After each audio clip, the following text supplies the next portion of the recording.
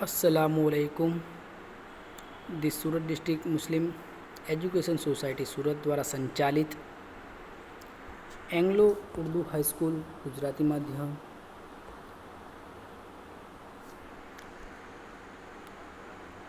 कक्षा 9 विषय हिंदी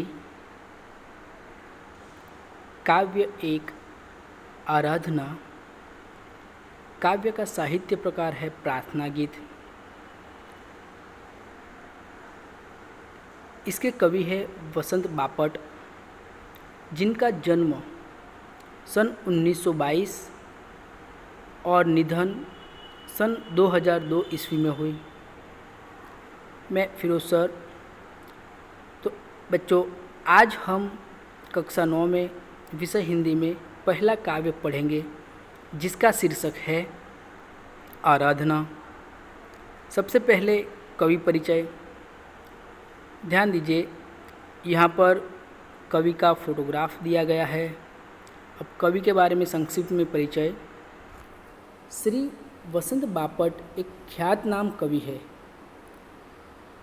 आपका जन्म महाराष्ट्र के सतारा जिले के कराड नामक गांव में हुआ था। पुणे आपकी कर्मभूमि है। राष्ट्र सेवा दल में अग्रणी रहे। व्यवसाय से वो प्राध्यापक थे।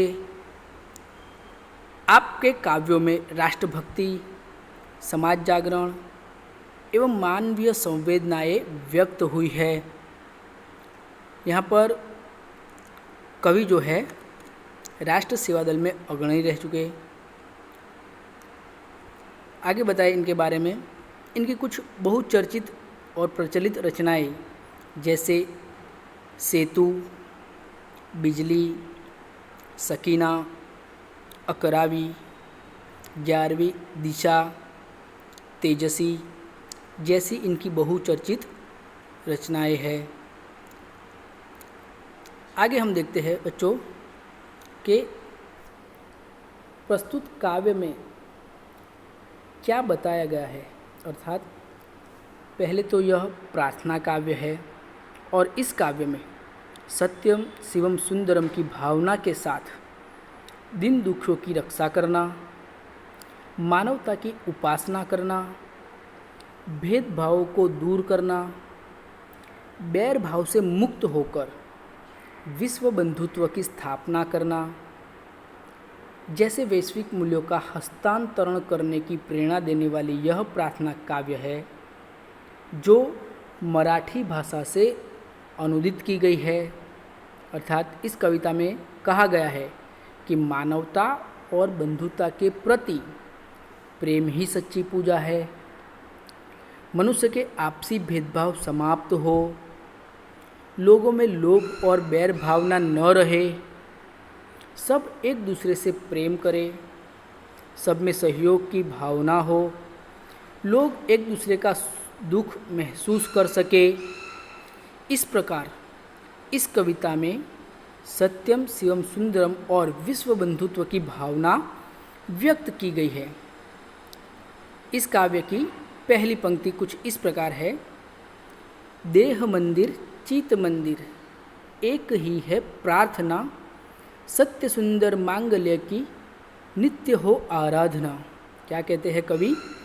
कवि कहते हैं कि मेरी यही प्रार्थना है कि शरीर और मन से सत्य शिव और सुंदर की आराधना हो, लोग सच्चाई के मार्ग पर चले, उनके मन में सुंदर विचार आए और सब एक दूसरे के हित की बातें सोचे।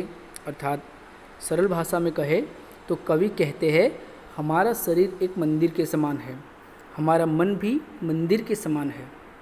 कवि चाहते हैं कि सब लोग सत्य के मार्ग पर चले, सबके मन में सुंदर विचार आए और सब एक दूसरे के कल्याण की बातें सोचे। अगली पंक्ति। दुखियारों का दुख जाए है यही मनकामना, वेदना को परख पाने जगाए संवेदना, दुर्बलों के रक्षणार्थ पौरुष की हो साधना। क्या कहते हैं कवि? कवि प्रार्थना करते हैं कि दुखी लोगों का दुख दूर हो, दुख से उन्हें छुटकारा मिले और लोग एक दूसरे की पीड़ा का अनुभव कर सके। और दुर्बलों की रक्षा के लिए शक्ति और साहस का उपयोग हो। कहते हैं कवि, दुर्बलों की रक्षा के लिए शक्ति और साहस का उपयोग। कवि के अनुसार लोगों के जीवन में तरह तरह के दुख होते हैं। इन दुखों से दूर होने की मनोकामना है,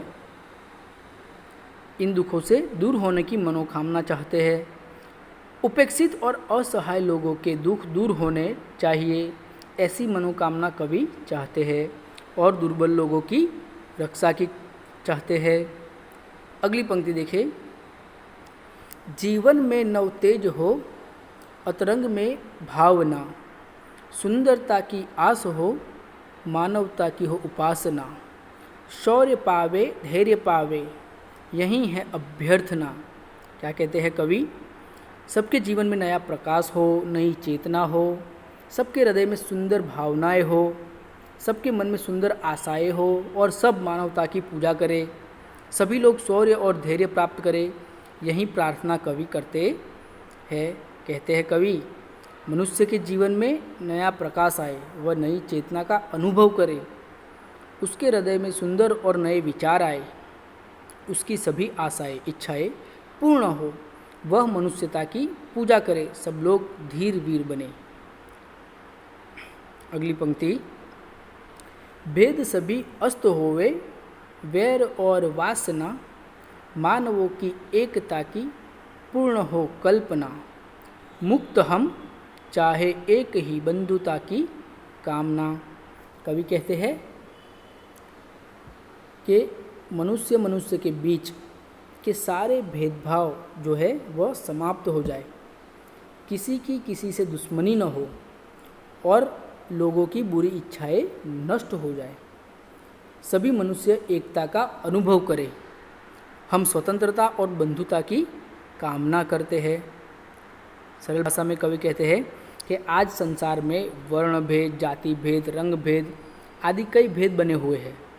ईर्षा द्वेष के कारण ऊंच नीच का अंतर बना हुआ है, इसलिए मानव जाति में एकता नहीं है। संसार में अशांति और संघर्ष का कारण ये तरह तरह के भेद ही है।